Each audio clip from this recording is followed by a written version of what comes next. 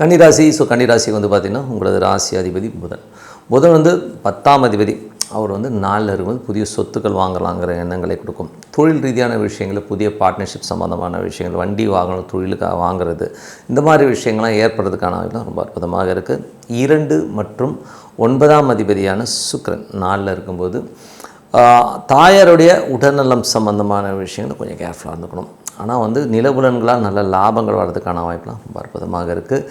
அதுக்கப்புறம் பார்க்கும்போது உங்களுடைய 3 மற்றும் 8ஆம் அதிபதி 4ல் இருக்கும்போது கொஞ்சம் கவனமாக இருக்கணும். வண்டி வாகனங்கள் ஓட்டுறது, அம்மாக்கிட்ட பேசுகிறதெல்லாம் வந்து கொஞ்சம் கவனமாக பார்த்துக்கணும். பக்கத்து வீட்டுக்காரங்களுக்கும் கொஞ்சம் பிரச்சனைகள் வர்றதுக்கான வாய்ப்புகள் இருக்குன்னு கொஞ்சம் கவனமாக பார்த்துக்கிறது ரொம்ப ரொம்ப நல்லது.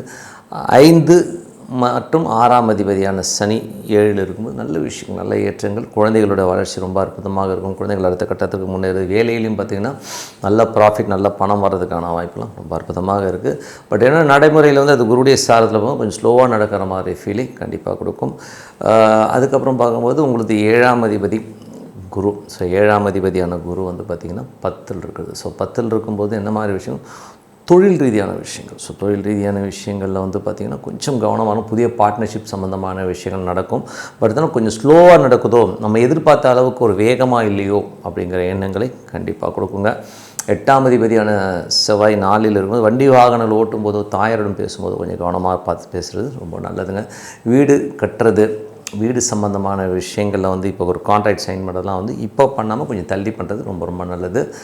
அதுக்கப்புறம் பார்க்கும்போது உங்களது 10ஆம் அதிபதியும் 11ஆம் அதிபதி. 11ஆம் அதிபதியான சந்திரன் நல்ல லாபங்களையும் நல்ல ஏற்றங்களையும் கொடுக்கறதுக்கான வாய்ப்புலாம் ரொம்ப அற்புதமாக இருக்குங்க.